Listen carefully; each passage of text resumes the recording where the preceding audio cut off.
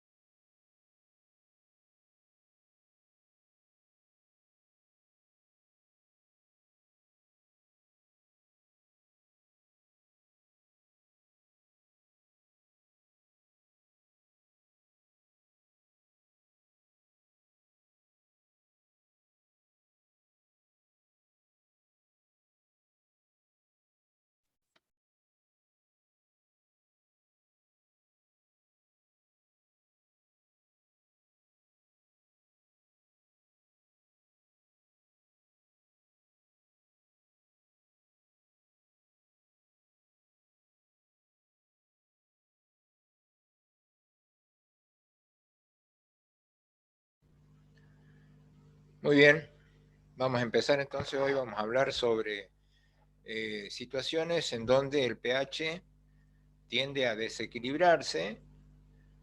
Vamos a tratar de explicar y repasar de paso cuáles son los mecanismos compensatorios, qué es lo que debe esperar el médico frente a una situación en donde hay una enfermedad que uno sabe que puede alterar el pH, cómo lo debe controlar, qué es lo que debe pedir, ¿sí? Toda la parte, digamos, práctica del tema. Y por supuesto, de esto les va a servir para tomar un poco de práctica, de experiencia frente a los casos clínicos, ¿no? Entonces, bueno, nosotros en la clase pasada dijimos de que el pH era una variable que debería cumplir cierta normalidad en nuestro organismo. Generalmente la ubicábamos en el 7.4 dentro de la escala de pHs, y que ese resultado era la relación entre las bases y los ácidos, ¿no? Que teniendo en cuenta el medio interno, que es el medio que comunica todos los tejidos y todas las células entre sí, el pH, digamos, la relación de los ácidos y las bases se daría entre el ion bicarbonato, que generalmente estaba asociado al sodio, o sea, bicarbonato de sodio, y la PCO2 o dióxido de carbono, que era el producto final del metabolismo oxidativo. Así que, bueno, situaciones que pueden estar sucediendo permanentemente, ¿no es cierto? Porque, bueno, si el bicarbonato comienza a bajar dentro de esa relación, nosotros caemos en una acidosis o una tendencia a la acidosis. Entendiendo que en la acidosis existe una situación patológica en la cual el pH se alteró hacia la línea de abajo, ¿no? Que esta acidosis, de acuerdo a dónde se presente, puede ser sistémica y en ese sentido involucrar a todo nuestro organismo, pero puede ser de alguna manera más localizada en algún tejido que en otro. Cuando se refiere a la disminución del pH en la sangre, se habla de acidemia, o sea, si yo tengo un pH en sangre de 7.3, digo de que hay una acidemia de 7.3. Ahora, si esta situación se, se desparrama, por decirlo de una manera, o involucra a todo el organismo, yo voy a utilizar el vocablo acidosis, ¿sí? Entonces, siguiendo con el bicarbonato, si las bases de nuestro organismo representadas aquí por el bicarbonato aumentan, voy a pensar que estoy frente a una alcalosis. Y lo mismo sucede con la CO2. Si la CO2 baja, porque de repente la persona está respirando muchas más veces por minuto, entonces yo voy a tener una alcalosis, ¿verdad? O sea, disminución de CO2 me lleva a una alcalosis, y por el otro lado el aumento de la CO2 me va a llevar a una acidosis. Ahora bien, existiría una situación en que yo tenga disminución de bicarbonato, acidosis, o aumento de bicarbonato, alcalosis, por problemas que ocurren en mi metabolismo, es decir, en el metabolismo orgánico. Dentro del contexto metabolismo yo voy a contabilizar todo aquel proceso en donde esté implicado cualquier órgano menos el pulmón, ¿sí? Menos el sistema respiratorio. Porque yo, bueno, puedo tener alcalosis o acidosis si es que está involucrado el pulmón, y en ese caso el trastorno será respiratorio. O sea que yo puedo hacer una clasificación inicial de los problemas del pH diciendo que hay alteraciones del pH por problemas metabólicos y alteraciones del pH por problemas respiratorios. Que respecto a los problemas metabólicos, el eje sobre el cual va a girar el problema va a ser el bicarbonato, y con respecto al problema respiratorio, el protagonista va a ser la PCO2, ¿no? O el dióxido de carbono. Esto sería entonces un pantallazo así inicial para que nos ubiquemos cómo vamos a empezar a razonar frente a un paciente que tenga problemas metabólicos o problemas respiratorios. Los valores normales en sangre arterial van a ser un eje sobre el cual nosotros vamos a primero interpretar el problema y tratar de hacer un diagnóstico, y en segundo término vamos a controlar si lo que nosotros hicimos en cuanto a tratamiento tuvo un resultado bueno. Ay, ¿no vas a ver conmigo un Sofía, rato? ¿puede apagar el micrófono, por favor? Sofía. Pero si ayer no lo viste. Sofía, ¿puede apagar el micrófono?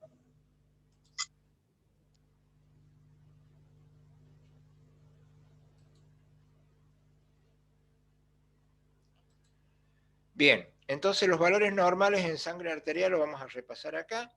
pH, esto uno tiene que acordarse de memoria, ¿sí? 7.4, iría entre 7.35 y 7.45. La PCO2, siempre teniendo en cuenta que esto es sangre arterial, ¿no? PCO2 de 40, entre 35 y 45, PO2 de 80 a 100, generalmente más cercana a 100 sería lo ideal. Bicarbonato 24.000 equivalentes con un rango entre 22 y 26, el exceso de base menos 2.3 o un rango hasta más 2.3. Las, digamos, tendencias, las alcalosis metabólicas tendrán más de 2.3 y las acidosis metabólicas menos de menos 2.3. También es importante valorar el sodio, el potasio, sería el ionograma, incluyendo el cloro. Esto es por lo que nosotros sabemos que hay acidosis metabólicas hiperclorémicas y acidosis metabólicas hipoclorémicas, ¿verdad? Y que el potasio también puede ir y venir por un resultado o como resultado de variaciones del pH, y lo mismo ocurre con el sodio. Los mecanismos compensadores aquí los repasamos, serían los amortiguadores, del cual depende de dónde estemos situados. Si estamos hablando de la sangre, lógicamente el bicarbonato; si hablamos del riñón, el fosfato o el amonio, y así sucesivamente. En la célula, los proteinatos, la hemoglobina, por ejemplo. Bueno, el pulmón en segundo término, que podrá compensar principalmente los problemas de tipo metabólico, ¿no es cierto? Porque no le vamos a pedir al pulmón que compense un problema pulmonar, que difícilmente lo va a poder hacer. Y el riñón, que de última es el gran compensador, es el que le lleva un poquito más de tiempo, pero el que generalmente soluciona de base el problema. Vamos entonces a empezar el análisis del desequilibrio ácido-base diciendo que hay trastornos respiratorios donde hay que fijarse principalmente en la CO2, y así encontraremos acidosis respiratoria donde la PCO2 esté alta, aumento de PCO2, y la otra posibilidad, alcalosis respiratoria con una disminución de PCO2. Los trastornos de tipo metabólico, habrá que fijarse en el bicarbonato, entonces hablaremos de acidosis metabólicas con una disminución del bicarbonato y alcalosis metabólicas con un aumento del bicarbonato. ¿Vamos bien hasta ahí? Sí, profe. Muy bien. Sí, profe. A estos que hemos presentado en esta diapositiva, a estos 4, les vamos a llamar trastornos ácido-base simples. O sea, no son complicados, no pueden tener problemas de las dos partes, porque desgraciadamente nuestro organismo se las ingenia para por ahí meter un trastorno respiratorio asociado a un trastorno metabólico, o dos trastornos metabólicos en la misma vez. Así que por eso a estos más complejos se los va a llamar, y le vamos a pegar una miradita también, los trastornos mixtos. Pero estos son los básicos. Estos sí o sí, el alumno de fisiología de tercer año de medicina tiene que conocerlo.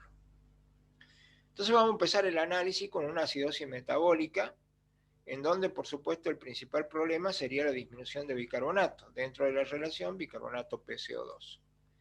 ¿Cómo sería el resultado de un análisis de sangre arterial en donde yo pido que me hagan el chequeo, ¿no es cierto?, del estado ácido-base del paciente y de la gasometría?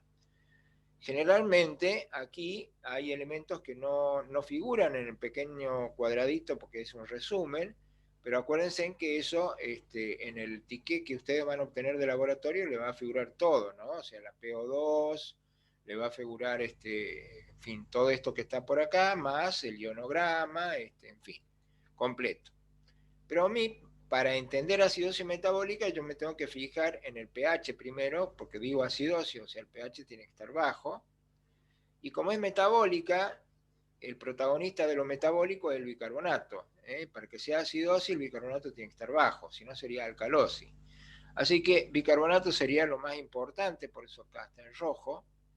Y la PCO2, que normalmente digamos, en el resultado esperado de ese paciente que tiene una acidosis metabólica debería estar más bajo de lo normal, para que de esta manera yo lo tome a esto como un mecanismo compensador, ¿no? Así que siempre me voy a fijar en el diagnóstico del problema y en el mecanismo compensador. En este caso, el mecanismo compensador me dice de que tengo que tener una PCO2 baja. ¿Por qué? Porque la compensación frente a una acidosis es la hiperventilación, que hace que la PCO2 del organismo, del paciente, baje. Como ustedes pueden ver, y yo sí me animo y les digo y les cuento una generalidad, los mecanismos compensadores siempre tienen que ir en la misma dirección del problema más importante. El problema más importante es que aquí tuve una disminución de bicarbonato. El mecanismo compensador, para que no haya alteración o desfasaje de pH, tiene que ir en la misma dirección. Si me baja el bicarbonato, me tiene que bajar la PCO2. Otro trastorno que lleva al aumento del bicarbonato, como compensación, será aumento de PCO2 y viceversa, ¿no? Y viceversa. Así que bueno, pH bajo, bicarbonato bajo como problema más importante, PCO2 que baja como compensación. O sea, esto hay que interpretarlo que en un primer momento, hasta que el pulmón empezó a actuar, todavía la PCO2 puede ser normal, o estar inclusive ligeramente elevada, pero pasado algunos minutos ya tiene que haber un descenso de la PCO2. Y los excesos de base, lógicamente, como acá he perdido bicarbonato, no es que voy a ganar bases, sino que los voy a perder. Por lo tanto, tienen que estar menores al exceso de base considerado como normal, que es entre menos 2.3 y más 2.3. ¿Está bien?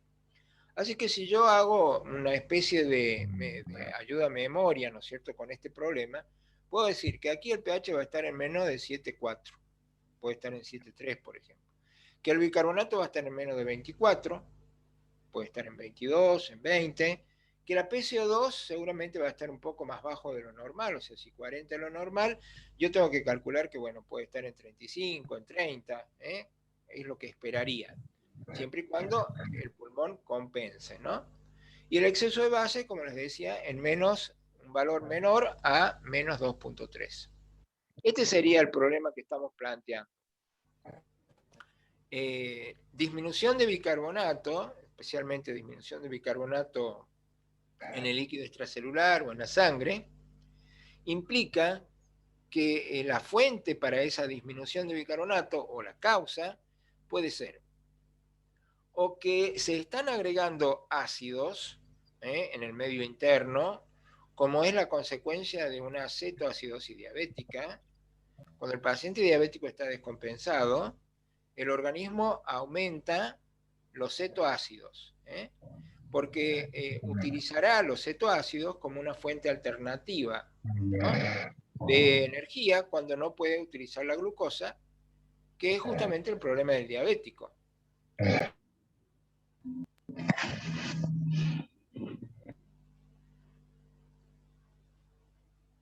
La pérdida de bicarbonato puede suceder de algún lado de nuestro organismo donde haya mucha cantidad de bicarbonato, como puede ser la luz del intestino. Entonces, cuando una persona está con diarrea, especialmente si es una diarrea grave, va a haber una pérdida de jugo intestinal que va a salir, digamos, como parte de esa diarrea, y entre ese jugo intestinal va a haber una cierta cantidad de bicarbonato, y bastante importante. Y después yo puedo también tener, por una causa metabólica de disminución de bicarbonato, cuando tengo una falla renal, que es uno de los primeros problemas. Mariano Cabezas, te estamos viendo todos aquí.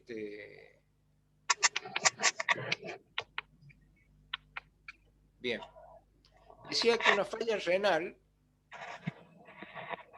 va a producir una acidosis metabólica, porque ustedes saben bien que el riñón es el principal encargado de reabsorber bicarbonato, pasarlo a la sangre, es decir, alimentar justamente el buffer bicarbonato. Y si está fallando el riñón, ese mecanismo no va a andar. Y tampoco el de acidificar la orina. ¿Se acuerda cuando decíamos, cada vez que el riñón recupera un bicarbonato, secreta un hidrogenión que va a ir a la orina?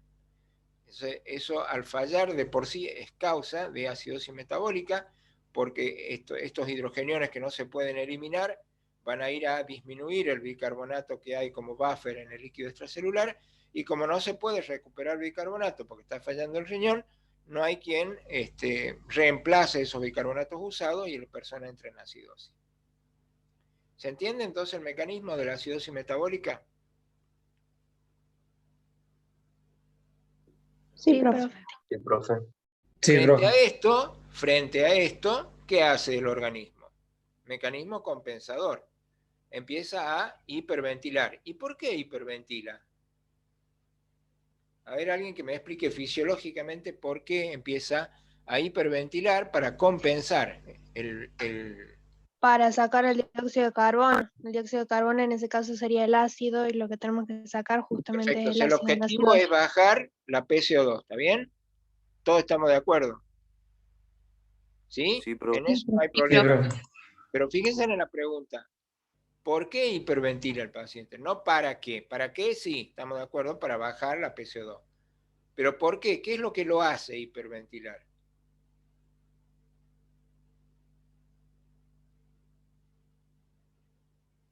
Por los quimioreceptores que hacen la disminución del pH, profe. Claro, o sea, para eso justamente tenemos quimioreceptores que captan que el pH está bajo, o que, lo mismo decir, está aumentada la concentración de hidrogeniones, o bien, pues se puede decir de cualquier manera, ¿no es cierto? Tanto que el pH está bajo o que está alto la concentración de hidrogeniones. Eso actúa sobre el área quimiosensible vulvar en el centro respiratorio, y comienza a emitir órdenes para que digamos, la rampa inspiratoria corte más rápidamente, y entonces nosotros tenemos hiperventilación, aumento de la frecuencia respiratoria, ¿no? Y eso es lo que lleva a la disminución de la PCO2. Entonces lo que yo hice aquí es relacionar dos sistemas, ¿no? O si ustedes quieren, tres. Uno es lo que sucede en el medio general, el medio interno, que vendría a ser el líquido extracelular, la sangre. El otro sería el sistema respiratorio y el otro sería el riñón. Entonces empezamos a utilizar y a relacionar, ¿no?, desde el punto de vista funcional, los tres sistemas. Ahora bien, la PCO2 normalmente frente a esta situación debería bajar, y eso es lo esperado, así lo llamamos. Yo voy a esperar que en un paciente que tenga una acidosis metabólica la PCO2 baje para compensar, pero no puede bajar cualquier nivel. Entonces hay una regla que se llama compensación esperada. Entonces, se puede calcular con una fórmula. PCO2 esperada va a ser igual a 1.5 por bicarbonato, más 8, que eso es un número fijo, ¿sí? Más o menos 2. El resultado final será más o menos 2 de esto. O bien puedo decir de que yo voy a esperar que la PCO2 baje, ¿ven? PCO2 baja 1.30 milímetros de mercurio cada 1 miliequivalente que ha disminuido el bicarbonato.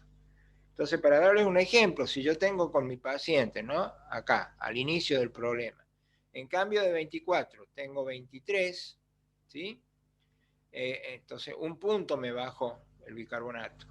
Por un punto que bajó el bicarbonato, yo esperaría que baje 1.30 la PCO2. En cambio de tener 40 de PCO2, que tenga 38, por ejemplo, ¿no? Eso sería un ejemplo en cuanto a los números.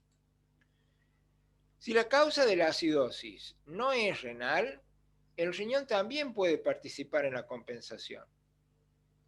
Si la causa de la acidosis metabólica, que acá dijimos diabetes, pérdida grave por diarrea y renal, pero acá saquemos renal y pongamos estos dos ejemplos nada más. Entonces, si la causa de la acidosis no es renal, el riñón aumentará su excreción de ácidos y recuperación de bicarbonato, y con eso también llevará a compensar, aunque un poquito más tardíamente, la situación que inició los mecanismos de compensación.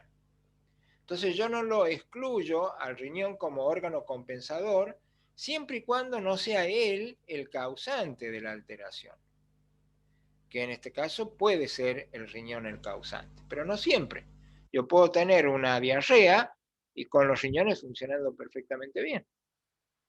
Así que no solamente voy a utilizar los mecanismos de amortiguación, el pulmón, sino el riñón también, en este caso, ¿no? En el caso de la diarrea. Y así podemos ir y venir con los ejemplos, ¿no es cierto?, de casos que producen acidosis metabólica.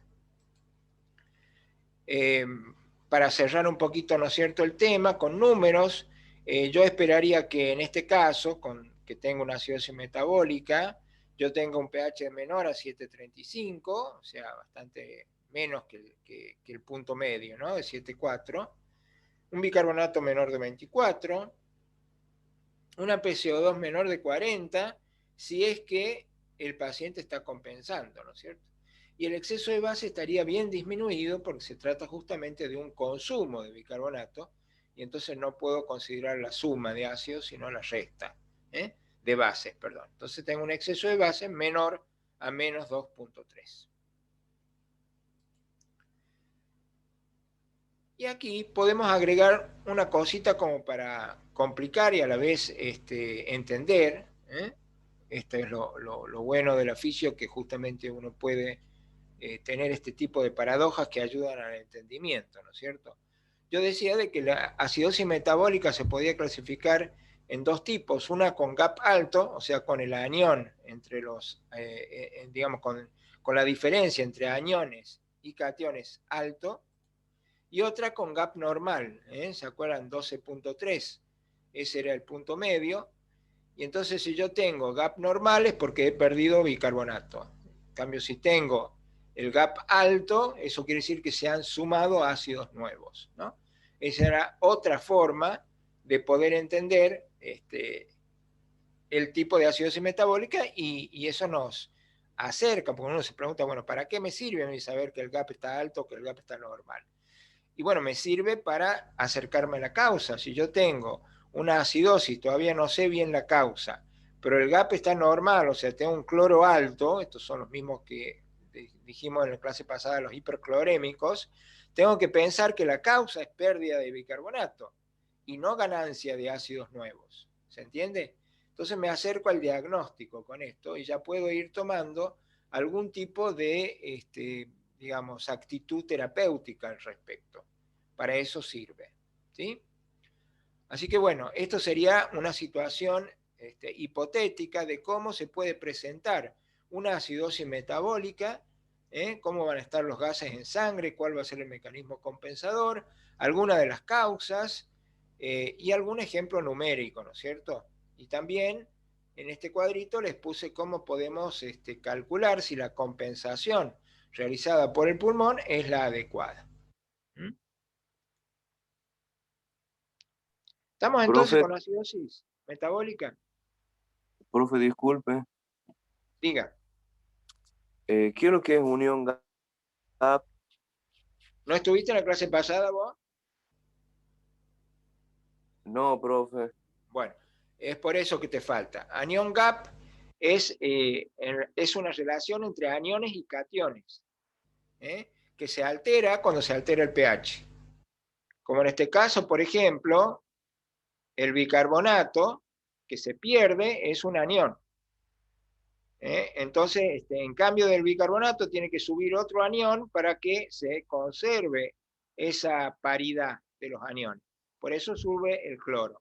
Y de esa manera nosotros utilizamos el ionograma, que sería el sodio, el potasio, el cloro, el bicarbonato, para el análisis de la situación de ácidos y bases del medio interno de nuestro paciente. Para eso sirve. Para eso es el anion gap. ¿Sí? Gracias, profe. Cualquier cosita lo puedes ver en la clase pasada.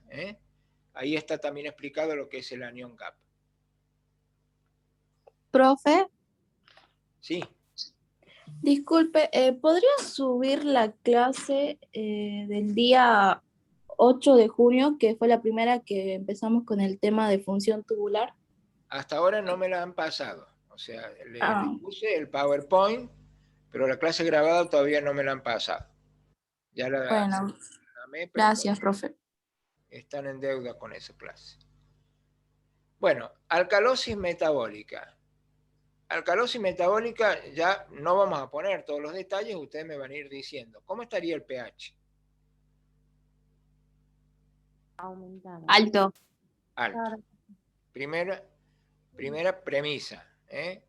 Primera, valga la redundancia, en una alcalosis siempre el pH va a estar alto.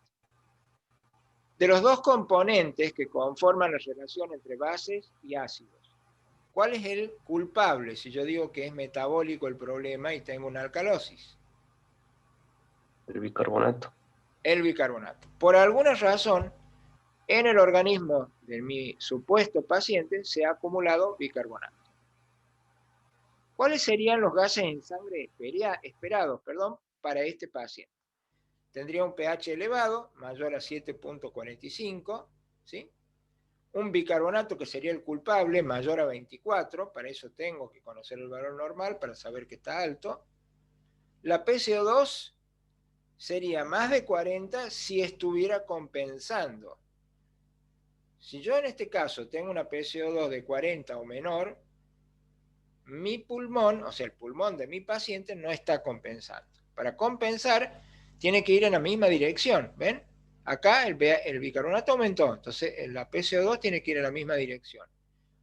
Por eso lo ponemos con una flechita, pero de color negrito, porque esto es compensación. Aquí el problema es lo rojo, lo que alteró, que es el bicarbonato alto. PCO2 mayor de 40, para que esté compensando. Y exceso de base, como es una alcalosis y es metabólica, entonces uno tiene que suponer que aumentaron las bases más allá del exceso de base normal. Entonces, un valor superior a 2.3. Entonces yo tengo en un paciente pH y bicarbonato elevados. ¿En qué caso? Puedo tenerlo cuando el paciente, por ejemplo, haya usado de una manera exagerada un tratamiento con antiácidos. Si yo tengo una úlcera duodenal, el médico me indica que tome antiácidos, que básicamente son amortiguadores del pH del estómago. Ese es el objetivo. Pero hago un mal uso, exagero con la dosis, y entonces tengo una intoxicación con bases. Una intoxicación con base puede justificar una alcalosis metabólica. O si no, puede ser que en cambio de ganar bases, pierda ácidos. Entonces, en la relación de pérdida de ácidos, por ejemplo, un vómito ácido del contenido del estómago que pierde ácido clorhídrico, proporcionalmente yo voy a quedar con el bicarbonato más alto, a pesar de que ese bicarbonato sea normal. Porque lo que he perdido es la otra parte de la relación, que son los ácidos. Así que hay que considerar una alcalosis metabólica tanto si aumenta el bicarbonato o se pierde ácido clorhídrico o algún otro tipo de ácido. Y lógicamente, como dijimos aquí, la compensación va a ser, aquí también, respiratoria. Acá está en forma de ácido carbónico, acá directamente está como PCO2. Hay que acostumbrarse a las dos formas, ¿no? Entonces, ¿qué hace el pulmón? El pulmón lo que intenta hacer es compensar una alcalosis, por lo tanto tiene que guardar PCO2. Para guardar PCO2 disminuye la ventilación alveolar. Entonces, al respirar menos veces por minuto, la CO2 queda en el organismo, empieza a aumentar, se ahorran ácidos. Y eso hace que aumenten un poquito los ácidos y vayan en la misma dirección del bicarbonato. Ahora, ¿cuánto sería esa compensación respiratoria frente a esta situación metabólica? Yo esperaría que aumente la PCO2 0.7 milímetros de mercurio por cada 1 miliequivalente que aumentó el bicarbonato. O sea, si les doy un ejemplo, en este caso, ¿no? Mi paciente tiene en cambio de 24, 25 de bicarbonato. ¿Cuánto esperaría que sea la PCO2?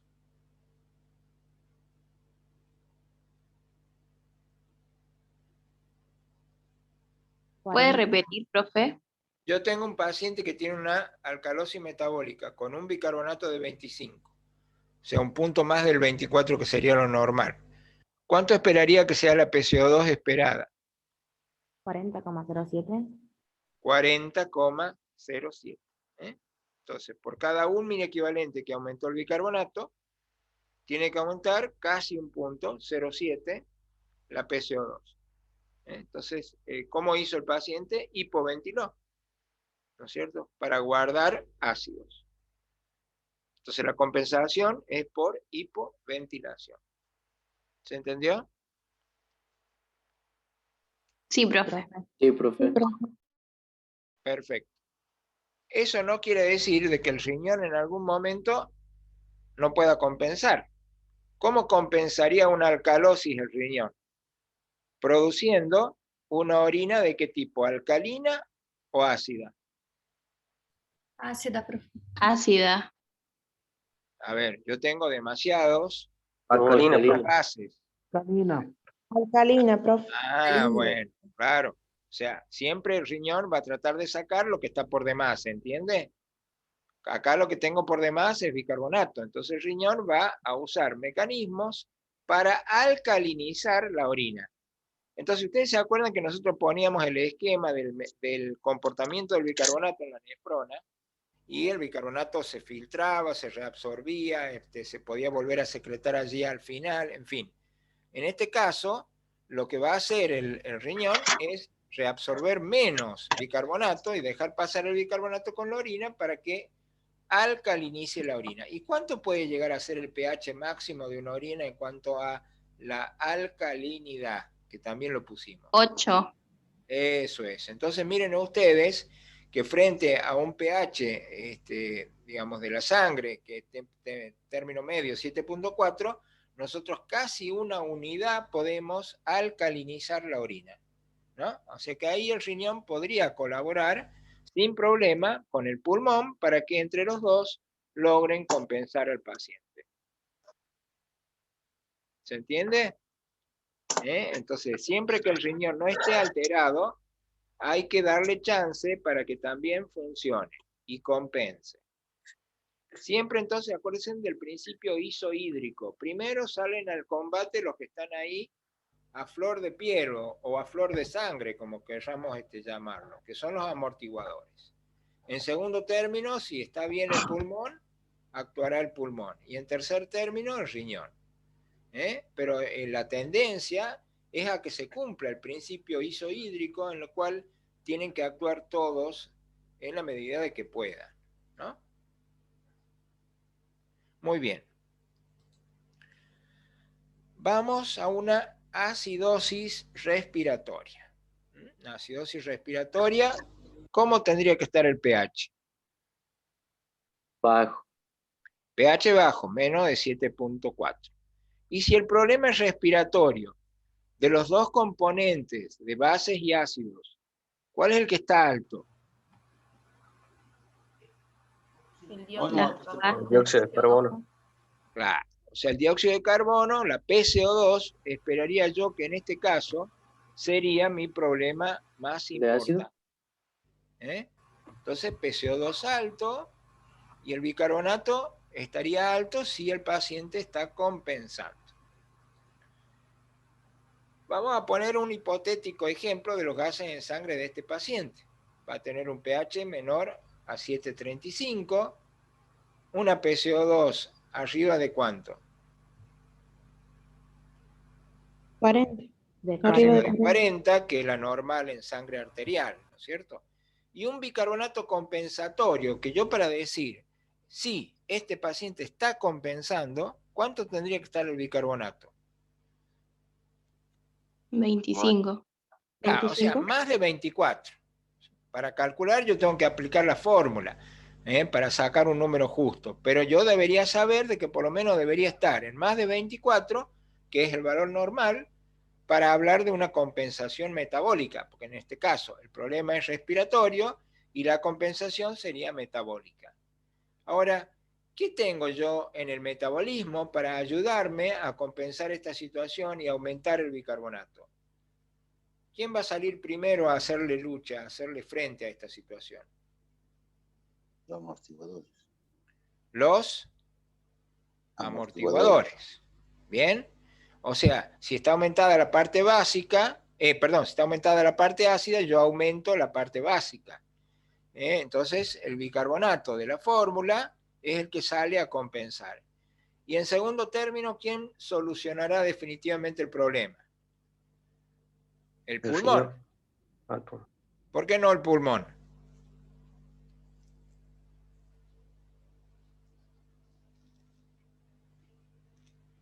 Si siempre dijimos primero amortiguadores, después pulmón, tercero riñón. En este caso es correcto. Es el amortiguador y después el riñón. Pero ¿por qué no el pulmón?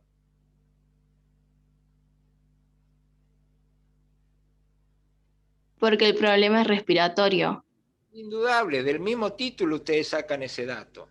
El problema es respiratorio. Entonces, no le podemos pedir al órgano que ya está enfermo a que compense. ¿Sí? Entonces, una acidosis respiratoria que lleva como eje un aumento de la PCO2 puede ser producida. Ejemplos, por una disminución de la ventilación alveolar. En este caso, disminución de la ventilación alveolar, puede haber problemas propios de la respiración, pero puede haber problemas que tienen que ver con el sistema respiratorio, pero no directamente con el pulmón, como una lesión del centro respiratorio, por ejemplo. Si yo tengo un golpe en la cabeza y tengo un edema en el tronco donde se encuentra el centro respiratorio, seguramente el paciente puede alterar, ¿no?, la frecuencia respiratoria y llevar a que se acumule PCO2 con una respiración muy baja. O a veces producir un paro, una apnea, paro respiratorio. Puedo tener una enfermedad pulmonar grave, pérdida del tejido pulmonar, por ejemplo, un traumatismo de tórax, o puedo tener una neumonía en donde se ha reemplazado el tejido que produce hematosis por un tejido inflamatorio. Eso es lo que sucede en la neumonía. O puedo tener una alteración ventilación-perfusión. ¿Se acuerdan de que debería existir una perfecta relación entre el aire que ingresa en el alveolo y la sangre que pasa por el capilar que lo está perfundiendo, ¿no? Por eso digo alteración de la ventilación-perfusión. Y si yo tengo una alteración de la ventilación-perfusión, normalmente cuando nombro ventilación-perfusión quiere decir que a expensas de la ventilación, ¿no? Y entonces yo tenía relación BQ alterada, que podía ser 0, como en este caso, o infinito, como en el caso de que esté trabada la perfusión, o bien obstruida, como con una embolia. Bueno, el tema es que por una razón o por otra, de algunos de los ejemplos puestos acá, este paciente tiene una PCO2 elevada, y cuando yo digo PCO2 elevada, tengo que pensar que está arriba de 40.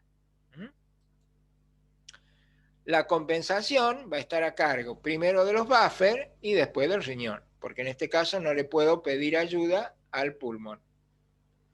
Entonces, inclusive cuando yo hago el cálculo, ¿no es cierto?, de la compensación esperada, en este caso hay que considerar dos tipos de problemas respiratorios que pueden causar acidosis. Uno agudo, en donde no hay tanto tiempo para que el riñón compense, y otro crónico, en donde el riñón está actuando ya de mil maravillas, ¿no?, adaptándose a esta situación. Entonces, en una acidosis respiratoria aguda, como sucede, por ejemplo, en un traumatismo, que sucede de un momento para otro, yo tengo que esperar que mi bicarbonato de compensación aumente, si me siguen acá, siguiéndolo al aumento de la PCO2, en razón de un miliequivalente de bicarbonato que aumenta por cada 10 milímetros de mercurio que aumentó la PCO2. O sea, si yo con mi paciente que tiene acidosis respiratoria, vamos acá al cuadrito de los gases en sangre, tiene un pH bajo, vamos a poner menor de 7,35, y tiene una PCO2 de 50 en cambio de 40, entonces yo aumenté 10 puntos la PCO2, ¿sí? Tengo una PCO2 alta, peligrosa.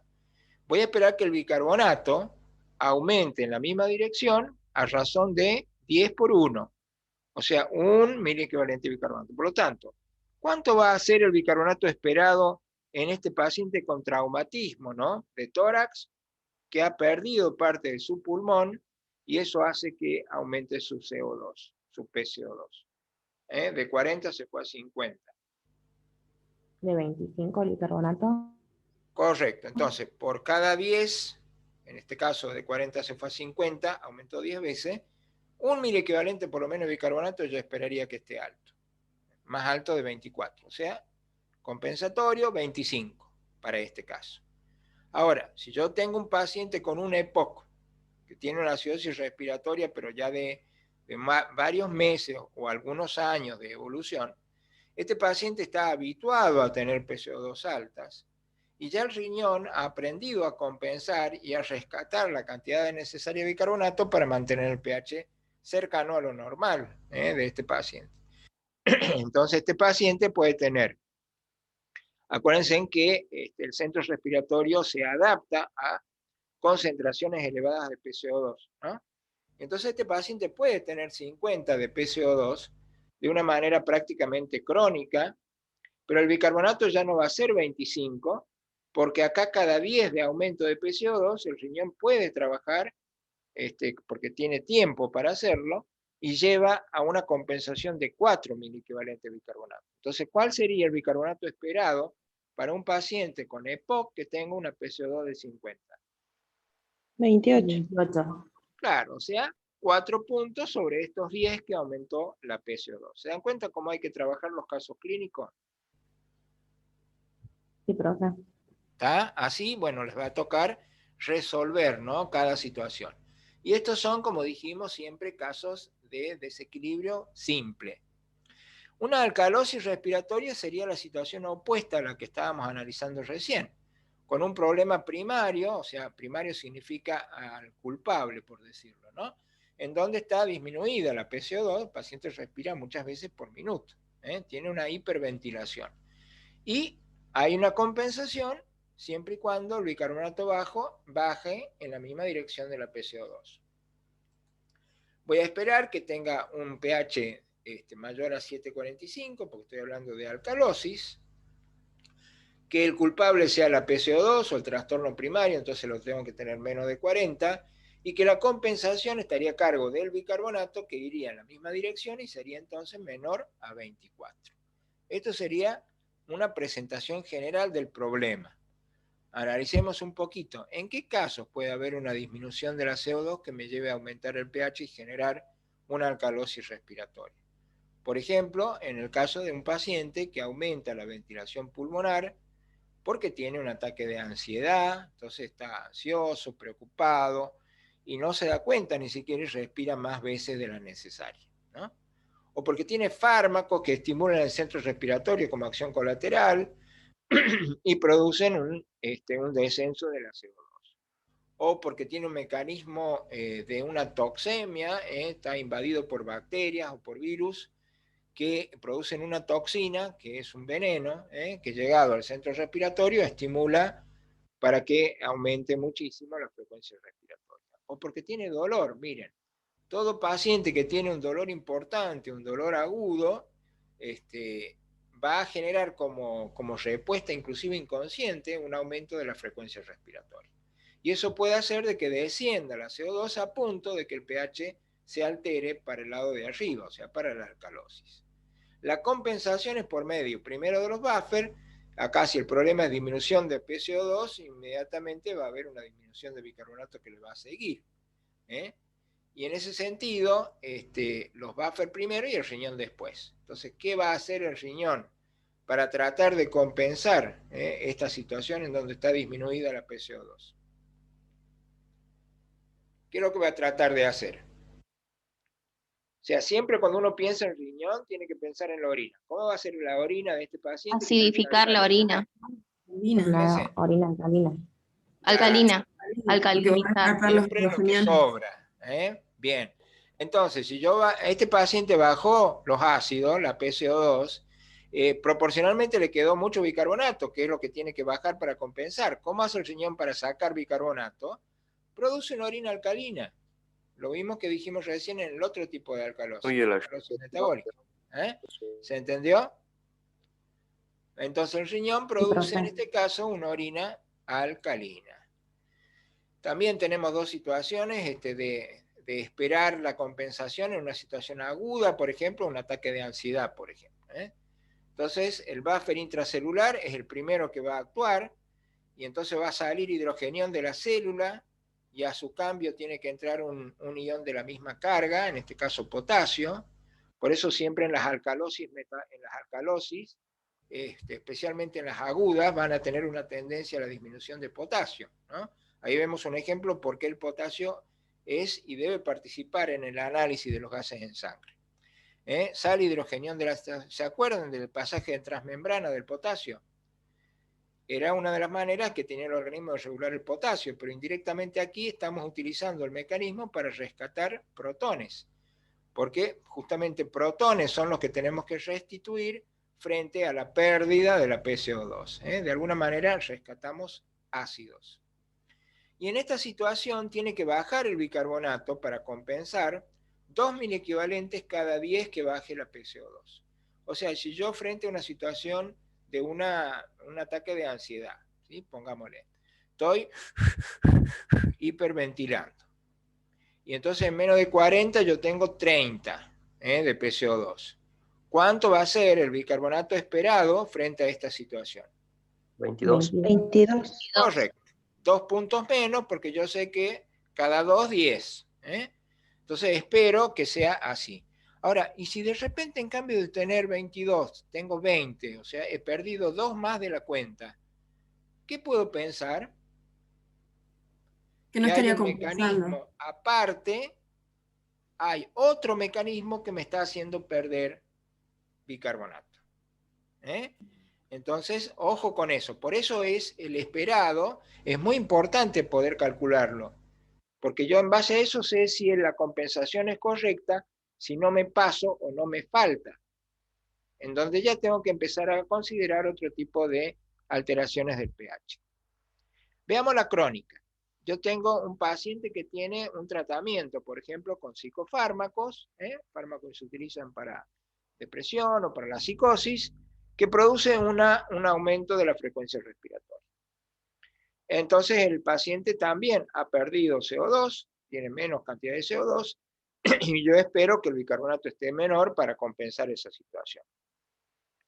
En ese caso, es el riñón el que directamente trabaja produciendo una orina alcalina, y va a bajar 4 miliequivalentes de bicarbonato por 10 de PCO2 que hayan bajado. O sea, para el ejemplo anterior, si yo tengo una PCO2 que de 40 se me fue a 30, yo calculo que el bicarbonato de mi paciente sea ¿de cuánto? De 20. De 20. Así de sencillo y fácil cuando uno aplica, ¿no?, el razonamiento, y entonces la cosa no pasa a mayores. O sea que acá lo más importante es entender por qué están pasando las cosas y aplicar la formulita, y con eso no van a tener problemas. Vamos a dar algunos ejemplos de cada una de las situaciones básicas como para ir agilizando. Yo tengo ejemplos de alcalosis metabólica, que ustedes lo pueden ir anotando como caso clínico y después analizarlo más de cerca. Acá tenemos vómito. El vómito hay que consignar si es gástrico o si es un vómito más profundo del intestino. ¿Por qué? Porque si es gástrico tiene ácido clorhídrico, pierdo ácidos. y en cambio si es del duodeno, el contenido del duodenal, del contenido duodenal es rico en bicarbonato. Entonces ya no pierdo ácidos tanto, pierdo más bien bases.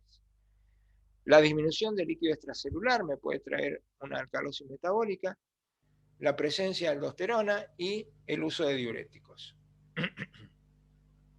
Analicemos un poquito acá. El primer caso es vómitos. Creo que no hay mayor problema, porque si el vómito es jugo gástrico, que tiene mucho ácido clorhídrico, estoy perdiendo protones. Entonces, esto es metabólico porque no es renal. No es respiratorio, perdón. En cambio, en esta situación tengo el riñón como involucrado, ¿no? En este caso, el cardiólogo le ha indicado al paciente diuréticos de asa. Los diuréticos de asa se llaman así porque actúan en el asa gruesa ascendente de Henle, bloqueando las bombas de transporte activo, que son las que me enriquecen con solutos el intersticio de la nefrona, en el área medular. Entonces, ¿qué va a pasar? Que no voy a poder sacar sodio, potasio, cloro al intersticio. Va a quedar dentro del túbulo sodio, potasio, cloro. Se va a ir esto, que tiene poder osmótico importante, me va a arrastrar agua, y ahí tienen el efecto del diurético. Por eso se usa el diurético. Y de paso vamos a disminuir el gasto cardíaco y el paciente va a tener un corazón que está aliviado de la sobrecarga de líquido, ¿no? Sin embargo, esto me puede producir de alguna manera, un desequilibrio en el pH, ¿no? O sea, esto me puede llevar a una alcalosis metabólica. ¿Por qué? Porque cuando esto baja, disminuye el líquido extracelular, ¿está bien? Disminuye, justamente el objetivo es disminuir el líquido extracelular a expensas de disminuir la volemia. Pero la disminución del líquido extracelular no hace una disminución únicamente de la volemia que va al corazón, sino de todo el líquido del organismo. Por eso yo pongo acá deshidratación, ¿no? Y entonces al disminuir el líquido extracelular, disminuir todo el líquido, porque se va con el diurético, va a disminuir el filtrado glomerular. Y al disminuir el filtrado glomerular, disminuye la carga de sodio a la zona de la mácula densa. Y entonces se libera, ¿no es cierto?, entre otras cosas, renina, sistema angiotensina, y aumenta la reabsorción de sodio del túbulo proximal. En gran parte por el mecanismo regulador túbulo glomerular. Se aumenta la reabsorción de bicarbonato junto con el sodio. El sodio no se reabsorbe solo, se reabsorbe con bicarbonato como bicarbonato de sodio. Y ahí tenemos ustedes por qué hay una ganancia de bicarbonato cada vez que el médico usa diurético. O sea que uno de los problemas que va a tener el médico cuando indique un diurético de asa de este tipo es lo que se está viendo acá en el análisis fisiológico. Va a tener menos sodio, puede tener hiponatremia, va a tener menos potasio, puede tener hipopotasemia, va a tener menos agua, puede tener deshidratación. Cuando yo digo sodio, se habla de cloruro de sodio o bicarbonato de sodio. Y va a tener un sistema, ¿no es cierto?, de renina, angiotensina, aldosterona alterado, aumentado, con una mayor reabsorción de bicarbonato en el túbulo proximal, lo que me acrecienta la bicarbonatemia y me produce, como efecto colateral de este tipo de diurético, alcalosis metabólica. ¿Cómo vamos hasta ahí? Bien, profe. ¿Estamos bien? Bueno, no se Sí, se olviden de entendió. que cuando disminuye el filtrado glomerular, se libera renina. La renina, al final de su camino, termina en angiotensina 2 y aumenta la reabsorción de sodio. O sea que este mecanismo es como que tuviese como un circuito de retroacción positivo, ¿no es cierto? Tuviese estimulado varias veces. Y por otro lado, yo a partir de angiotensina 2 tengo aldosterona. Y si tengo aldosterona, tengo mayor reabsorción de sodio a nivel de la parte distal, ¿sí? En este caso, y tengo mayor secreción de ¿qué? De potasio, por un lado, eso también me acrecienta la pérdida de potasio, pero no se olviden que la aldosterona también trabaja reabsorbiendo sodio y secretando protones. Así que por eso, cualquier situación que tenga una cantidad exagerada de aldosterona presente, va a producir una excreción de una orina ácida, ¿no? Entonces a mí se me van a perder protones por acá y eso también va a ser una causa de alcalosis, me va a sobrar bicarbonato, porque voy a perder muchos hidrogeniones. Así que hemos analizado por qué hay alcalosis metabólica en un vómito gástrico, por qué hay alcalosis metabólica cuando se deshidrata una persona, por qué cuando hay exagerada cantidad de aldosterona y por qué cuando hay diuréticos, especialmente diuréticos de asa. ¿Estamos con los ejemplos? Ahí tienen ustedes el análisis del caso clínico, ¿no? De cada uno de estos casos clínicos.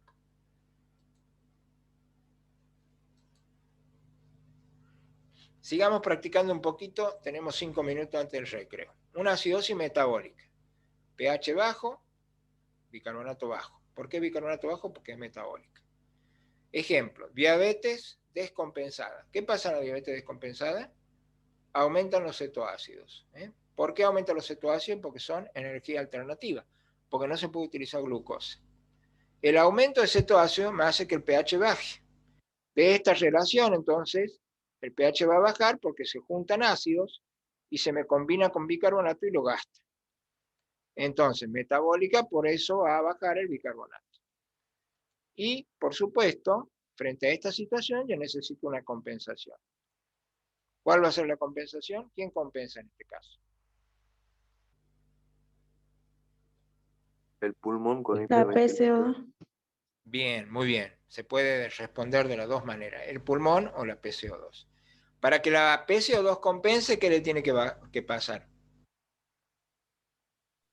Disminuir. Claro, siempre acuérdense, en la misma dirección del problema central.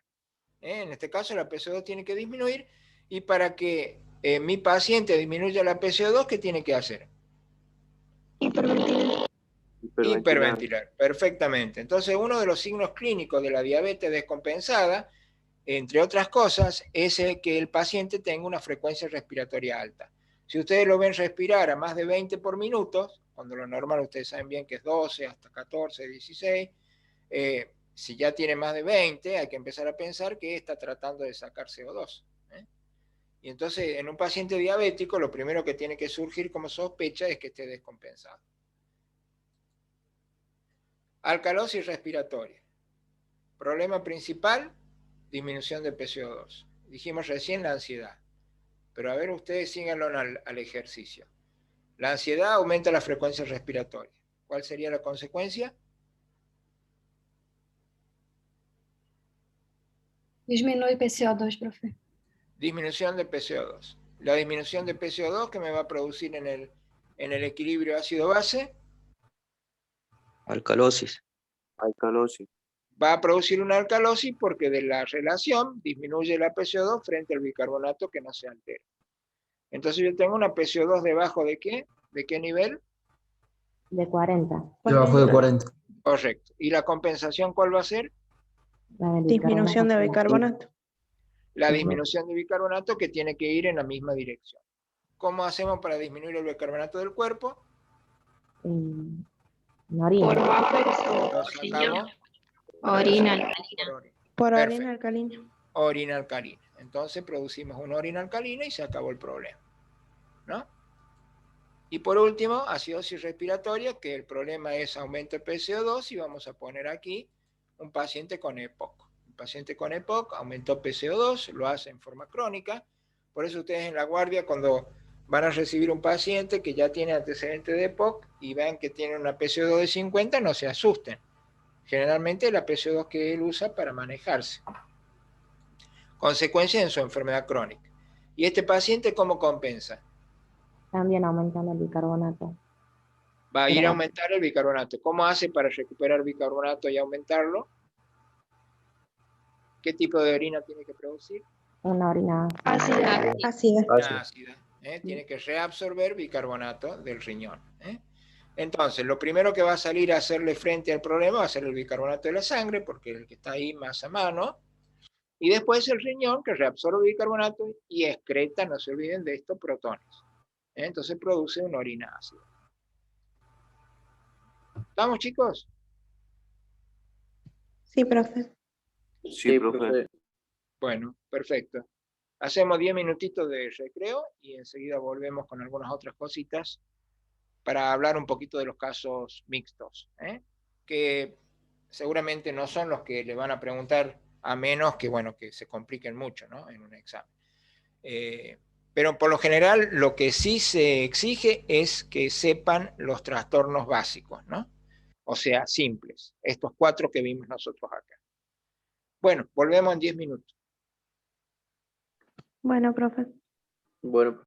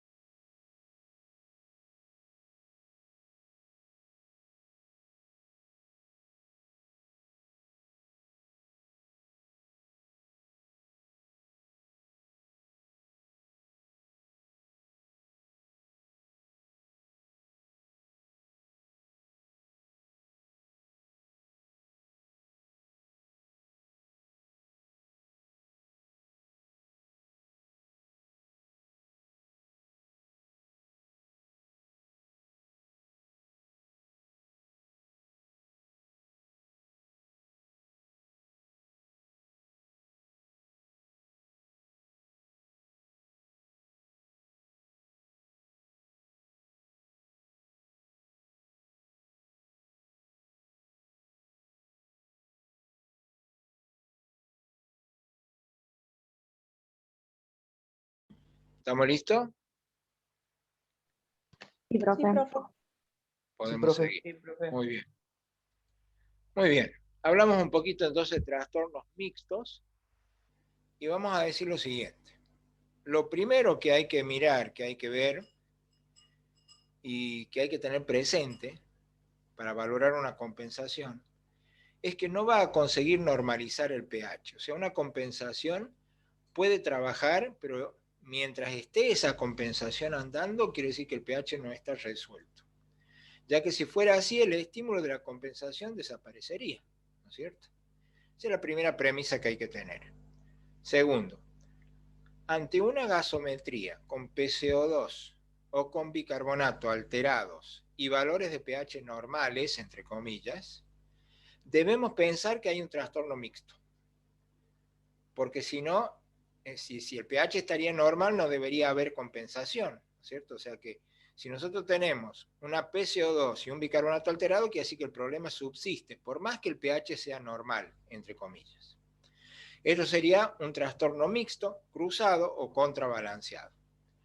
Por el contrario, la otra situación que podría hacer sospechar que la cosa no está resuelta es un pH extremo, extremo bajo o extremo alto. Y acá debemos descartar la existencia de un trastorno mixto en la misma dirección, o que también se llama aditivo. Entonces, trastornos cruzados o trastornos adicionales o aditivos, o de suma. Han tenido bastantes sinónimos estos trastornos. Pero acá vamos a poner algunos ejemplos como para ir organizando. Entonces, los desequilibrios mixtos los vamos a clasificar en desequilibrios de suma y en desequilibrios contrarios o contrapuestos.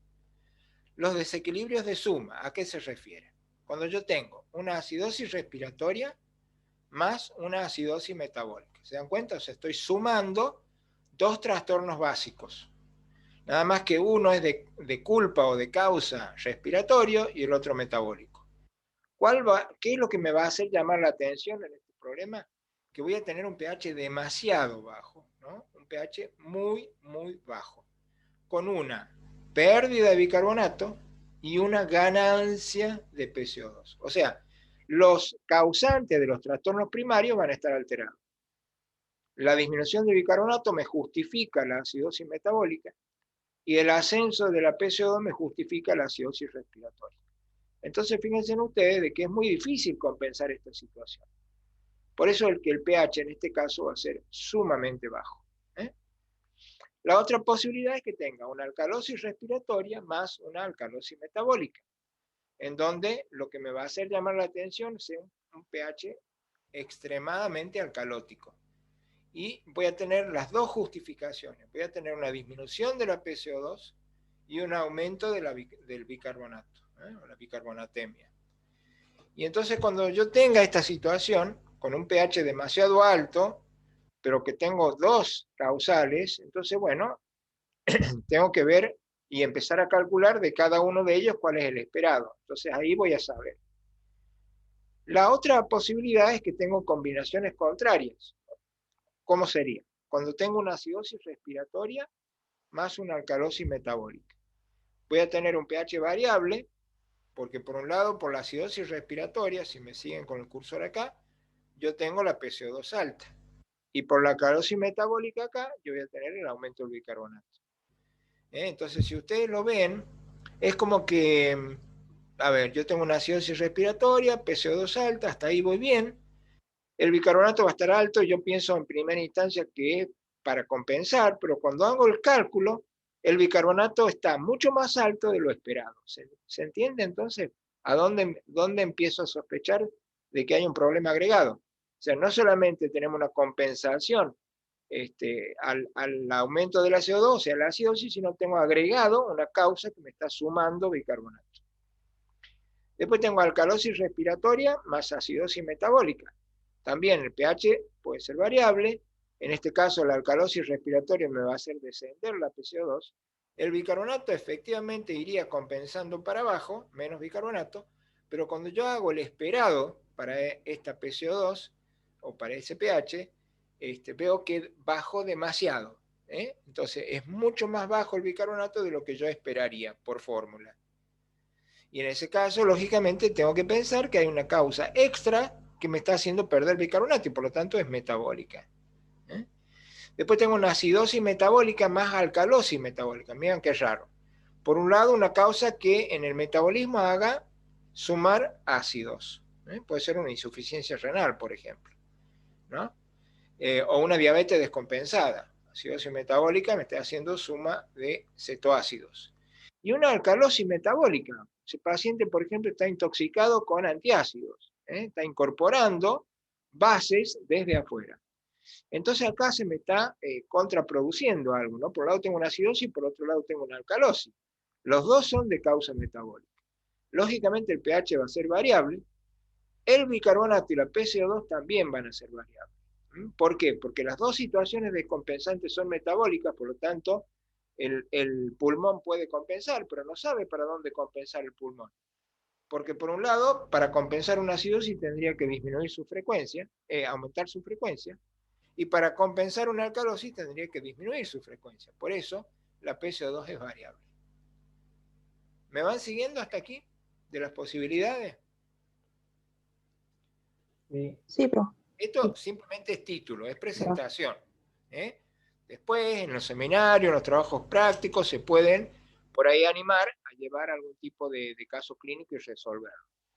Pero básicamente esto es simplemente para que sepan que existe. Y acá abajo tengo alcalosis respiratoria más acidosis respiratoria. A ver, ¿qué situación me puede producir eso? ¿Qué voy a esperar? ¿O algún ejemplo? ¿Puede haber algún ejemplo de esto?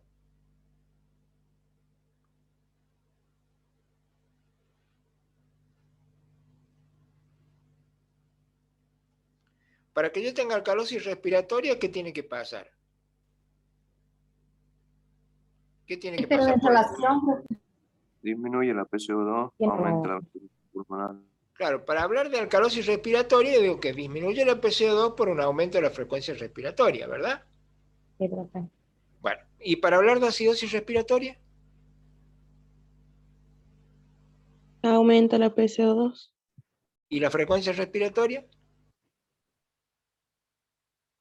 Disminuye. baja. Entonces yo no puedo tener en la misma persona un aumento de la frecuencia respiratoria y una disminución de la frecuencia respiratoria. Por lo tanto, esto no es una situación posible. ¿Se entendió? Sí puede haber situaciones así en cuanto a lo metabólico, pero no con respecto al respiratorio. La suma entonces de dos situaciones metabólicas pueden pasar, pero no dos situaciones respiratorias contrarias, porque se trata del mismo órgano. En cambio, los problemas metabólicos pueden ser causados por múltiples factores. No hay un solo órgano que provoque un trastorno metabólico. Puede ser la suma de ácidos por una diabetes, puede ser ácido láctico producido por una hipoxemia, puede ser una sepsis que produzca alcalosis importante de tipo respiratoria, pero que a la vez los trastornos metabólicos provocan acidosis. En fin, hay diferentes formas de llegar a un problema metabólico por diferentes fracasos de distintos tipos de órganos. En cambio, los problemas respiratorios siempre van a ser producidos por fallas en el pulmón. Y por eso no puede haber una asociación contraria. El pulmón falla por un lado o falla por el otro directamente. Desequilibrio del pH mixtos se caracterizan por la presencia simultánea de dos o más trastornos. Otra cosa que lo generaliza es que es típico del paciente crítico que está internado en UTI o en neonatología, y existe una inadecuación de la compensación. Con eso nosotros lo sacamos. Con eso hacemos el diagnóstico. Cuando calculamos la PCO2 o el bicarbonato esperado frente a tal o cual trastorno, nos damos que se pasa de lo esperado y ahí empezamos a sospechar que el problema puede ser mixto, o sea que puede haber otro problema agregado.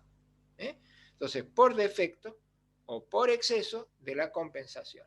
¿Está claro? Frente a la pregunta que ustedes le pueden hacer, ¿cuándo empieza a sospechar un trastorno mixto? Bueno, entonces para no hacerse mucho lío, cuando la compensación no es la adecuada. Y punto. No se metan en camisa de 11 varas. ¿Ah? Otro punto importante que puede ayudar para solucionar un caso difícil es el potasio. En cuanto a las compensaciones del potasio, también hay una regla. Por cada 0.1 unidades que aumenta el pH plasmático se refiere, la concentración del potasio en plasma disminuye 0.6. Entonces hay que entender de que el potasio va de la mano con las variaciones del pH. Siempre cuando hay una acidosis, el potasio tiende a aumentar, salir de la célula para que entre el hidrogenión, y en las alcalosis la célula aporta hidrogeniones a la sangre, pero en su contra va a ir el potasio adentro de la célula, o sea que las alcalosis pueden causar hipopotasemia. Acá tienen un ejemplo. Valores normales de potasio en caso de una acidosis indican la existencia de hipopotasemia subyacente, que podría pasar inadvertida. Entonces, ¿qué es lo que ustedes van a esperar en situaciones en donde el paciente tenga una acidosis? Que tenga hiperpotasemia, potasio normal o hipopotasemia. ¿Puede repetir la pregunta, profe? ¿Cómo es? ¿Repetir la pregunta? ¿Puedes repetir? La pregunta es, ¿qué vamos a esperar desde el punto de vista del potasio que tenga un paciente que tiene una acidosis? Hiperpotasemia. Hiperpotasemia. Muy bien, hiperpotasemia. Ahí se plantan. Cuando les preguntan por qué, porque el potasio va a aumentar a cambio del protón que el organismo lo guarda dentro de la célula para bajar el pH en plasma. Entonces, de esa manera es una compensación rápida, inmediata.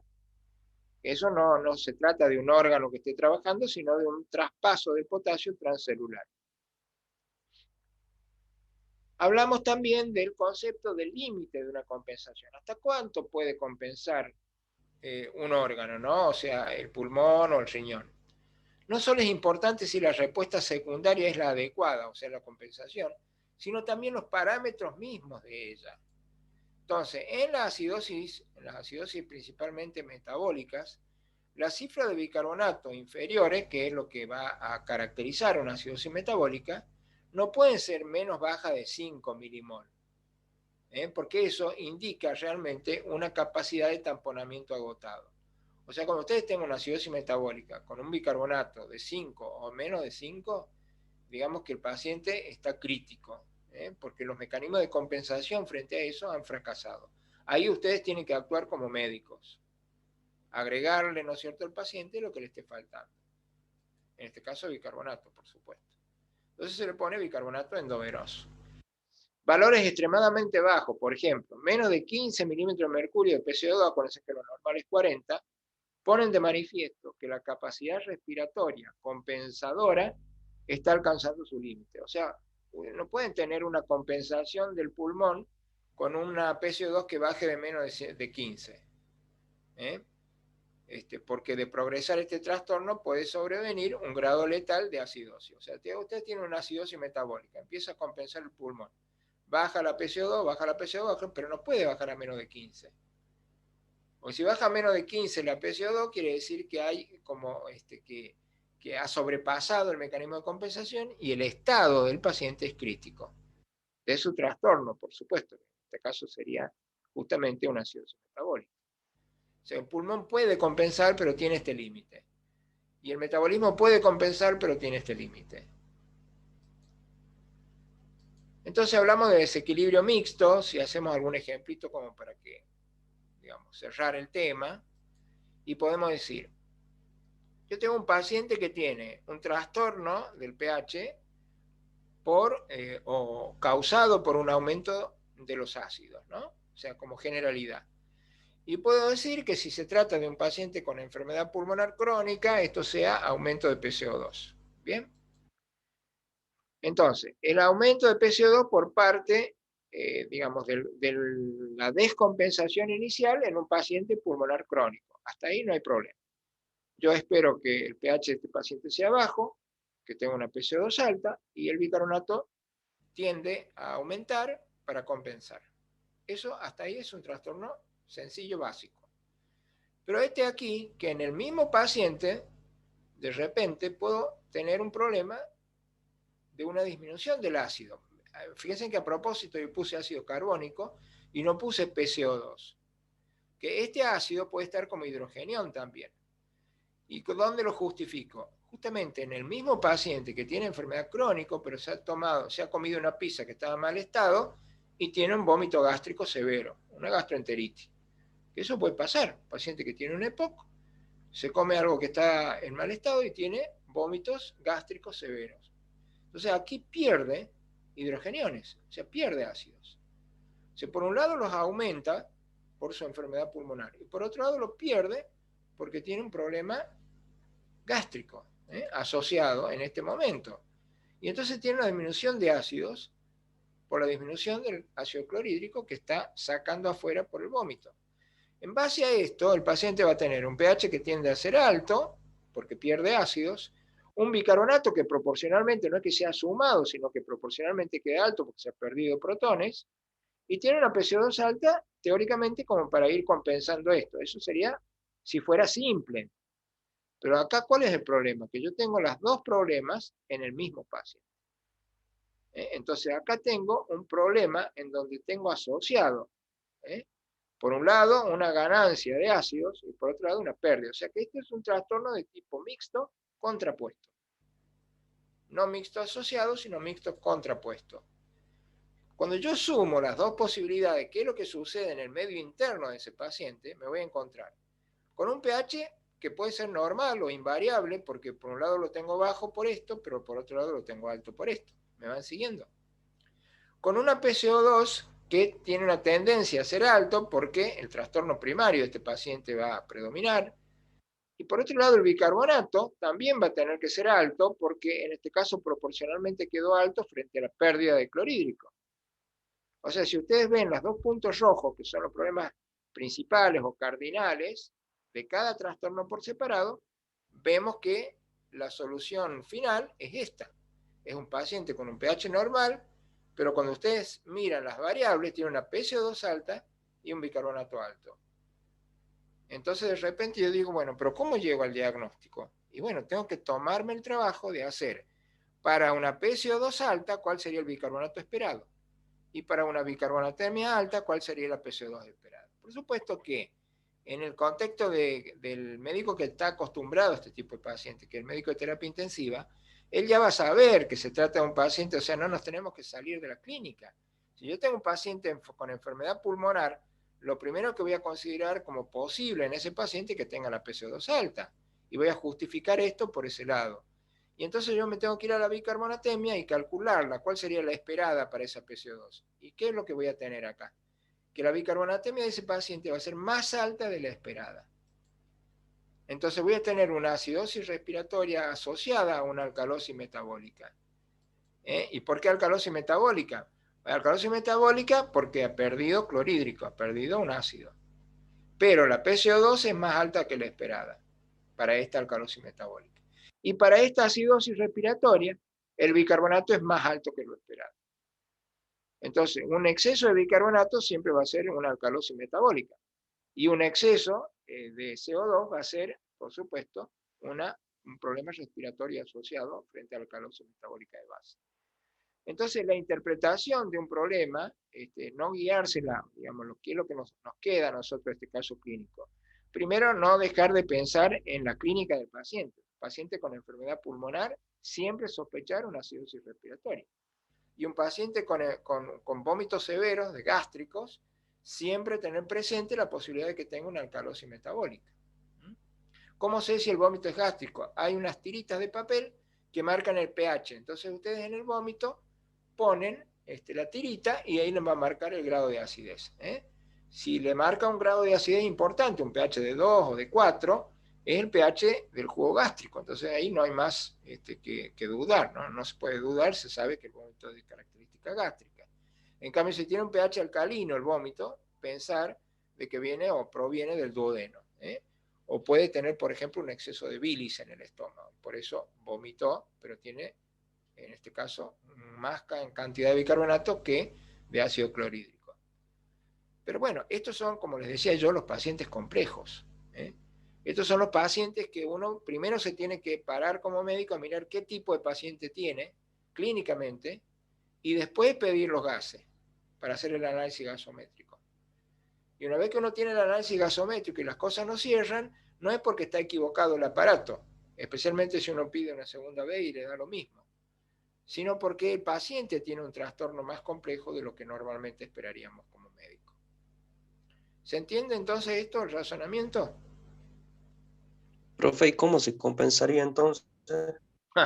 Buena pregunta. ¿Cómo compenso yo a un paciente que tiene una acidosis respiratoria pero tiene alterado el pulmón? ¿Y cómo compenso un paciente que ya ha perdido, ¿no? el ácido por el vómito? No se lo voy a poder poner de nuevo. Entonces, bueno, aquí lo que tenés que hacer vos es trabajar como médico. A este paciente lo manejás con aporte de oxígeno o en caso de que esté muy, muy alterado, no haya más,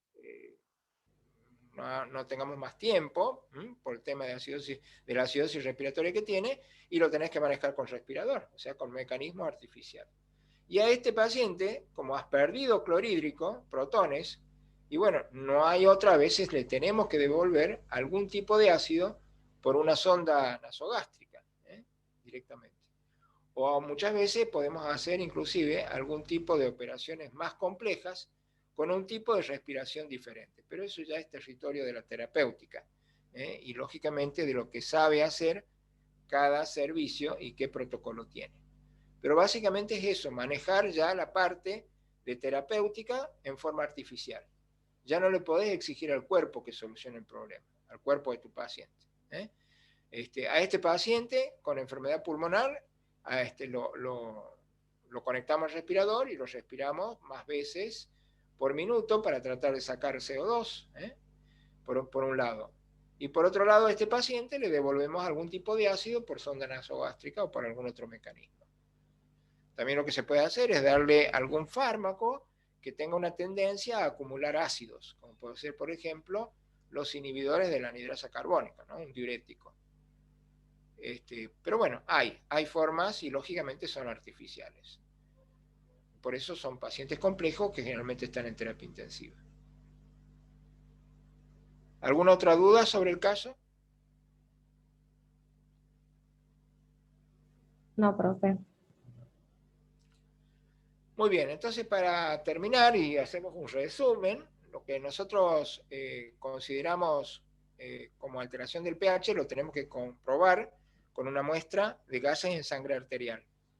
Entonces cuando se desequilibra el pH, se pide una muestra de sangre arterial, donde van todos los datos del paciente, y ahí pedimos, ¿no es cierto?, los gases en sangre y equilibrio ácido-base. Así hay que pedir.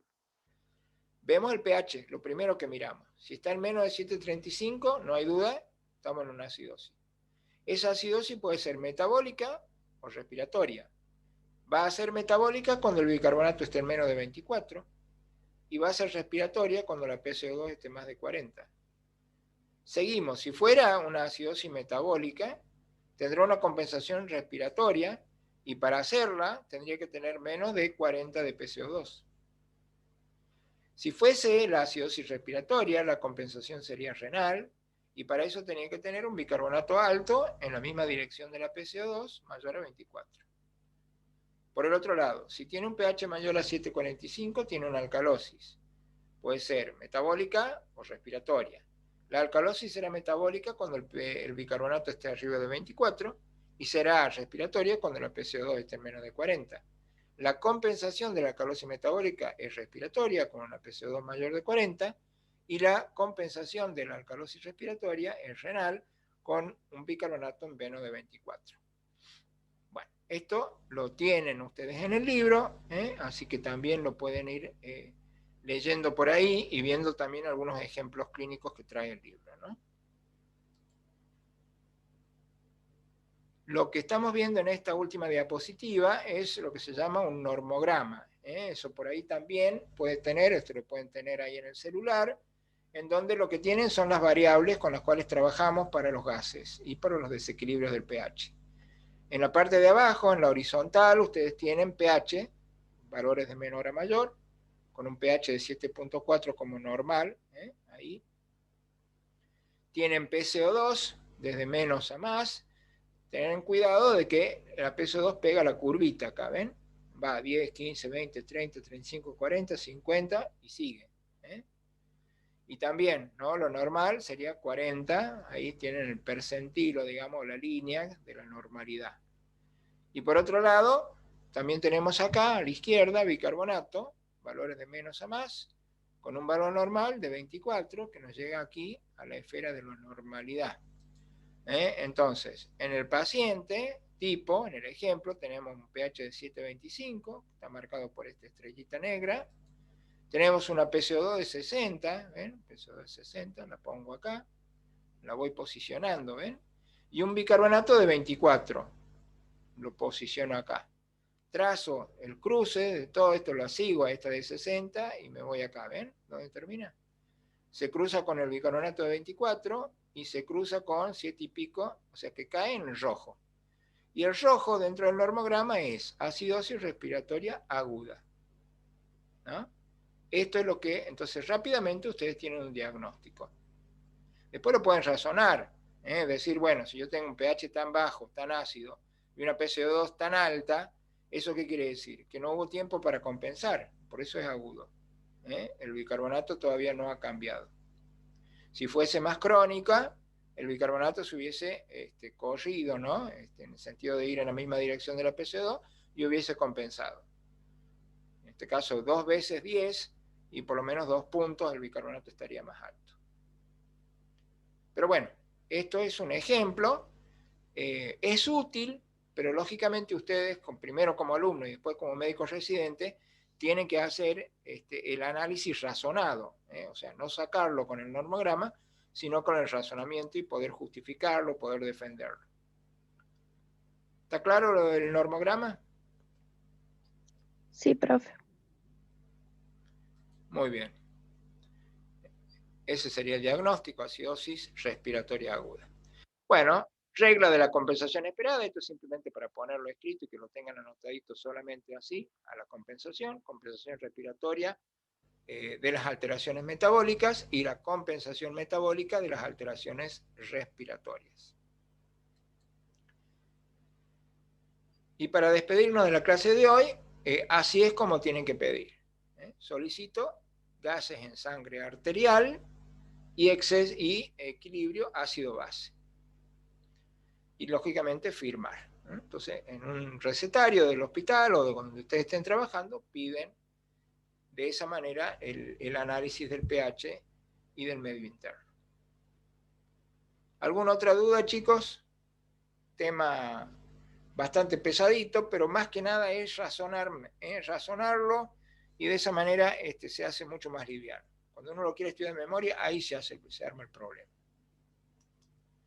Y lógicamente, para que ustedes puedan entender este tema y estar tranquilos y seguros, lo ideal es practicar con casos reales, ¿no? O sea, yo siempre les digo, lógicamente que en situación de pandemia es muy difícil, pero digamos hace 2 años les sabíamos decirle a los chicos, incorpórense en alguna guardia del hospital, en algún residente, y en la guardia o en la terapia intensiva o en neonatología siempre hay, en el transcurso de esa guardia, que hay que hacer el análisis de gases en sangre. Así que ahí es lo más práctico, ¿no? Para aprender. Lógicamente con esta base, ¿no? Hay que tener una base por lo menos para eso. Sí, no sé quién quería preguntar. Yo, profe.